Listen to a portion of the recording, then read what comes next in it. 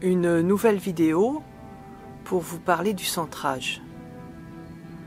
Alors contrairement à l'ancrage, le centrage permet de revenir complètement à soi. C'est-à-dire que non seulement on revient à ses sensations, à ses émotions, à tout ce que l'on peut percevoir de l'intérieur, mais on le fait en partant d'un point précis, en partant du centre de soi-même. La dernière fois, nous avons parlé de l'ancrage en partant des sensations qui proviennent des pieds pour finalement rester ancré à la terre, pour rester dans quelque chose de fixe. Le centrage va utiliser une autre sensation, un autre point d'appui, qui est le point d'équilibre situé à l'intérieur de vous-même. Ce que l'on appelle de façon classique le hara. Alors de façon classique, encore une fois, le hara, on vous le fait trouver en utilisant votre main. Vous prenez votre 3 doigts de votre main et vous allez trouver votre hara à 3 doigts en dessous de votre nombril. La plupart du temps, lorsqu'on fait ça, finalement, on a l'impression que le hara est un point posé sur la peau. Et le hara, ce n'est absolument pas ça. Le hara, c'est avant tout une sensation. Une sensation qui se situe effectivement à peu près à cet endroit-là, mais en profondeur, à l'intérieur de vous-même, au plus profond dans votre centre. À la croisée de votre axe vertical, de votre axe horizontal et de la profondeur. Ce point est en mouvement en fonction de vos propres mouvements. Donc avant tout, vous allez avoir une sensation de ce qu'est votre hara. Pour retrouver cette sensation, je vous propose de simplement poser les mains sur votre ventre, d'adopter une respiration abdominale,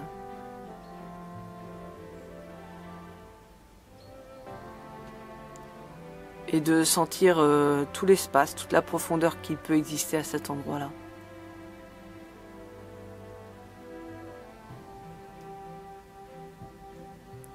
Ça peut être un simple exercice très apaisant.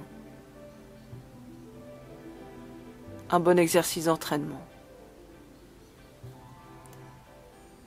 Le hara, encore une fois, c'est un point d'équilibre. Donc à chaque fois que vous allez travailler votre équilibre, que ce soit en yoga, que ce soit dans vos balades en bateau, en kayak, que ce soit par des exercices d'équilibre, par exemple en vous tenant sur une jambe, peut-être même les yeux fermés si cela est possible, ou en utilisant des plaques d'équilibre ou des équilibrisphères. Le meilleur moyen finalement de trouver son équilibre, de rester en équilibre, c'est d'être centré sur votre hara, c'est d'être centré sur ce point d'équilibre. Je vous invite donc à passer du temps avec ce point, avec ce hara, dans votre journée au quotidien pour prendre l'habitude de le retrouver facilement, pour être connecté avec ce qui est présent pour vous.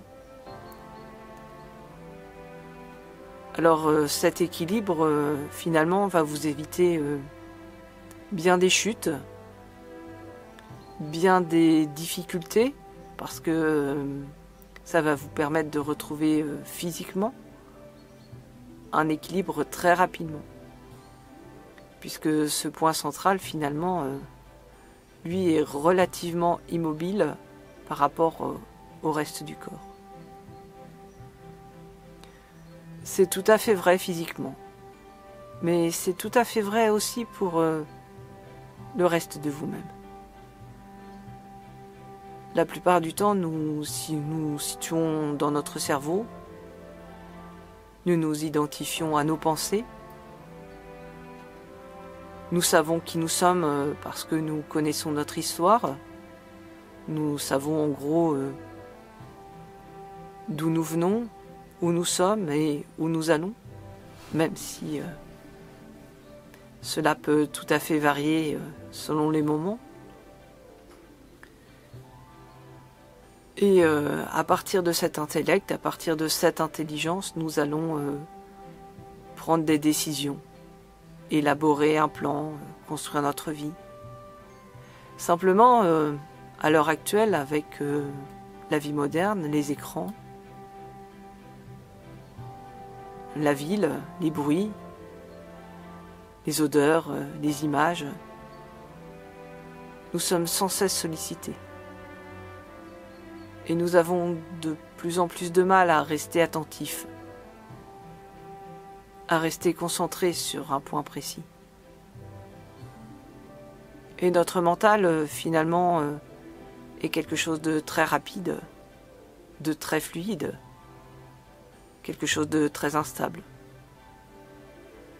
Nous allons passer d'un sujet à l'autre, d'un problème à un autre très rapidement, sans être capable de rester dans quelque chose de stable. Heureusement, au niveau du hara, nous avons un deuxième cerveau.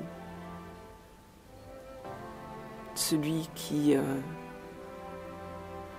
interagit avec notre microbiote. Ce deuxième cerveau est aussi intelligent que celui d'un animal comme un chat ou un chien. Et il n'est pas du tout dans les pensées. Il va rester beaucoup plus stable. Et vous pouvez vous appuyer sur celui-ci, sur la perception du monde à partir de celui-ci. Ça va vous permettre de réagir également très rapidement, mais uniquement aux bonnes sollicitations. Uniquement par rapport à des choses qui sont très physiques, très réelles, sans partir dans des pensées, des vagabondages inutiles, ou des préoccupations et des ressassements.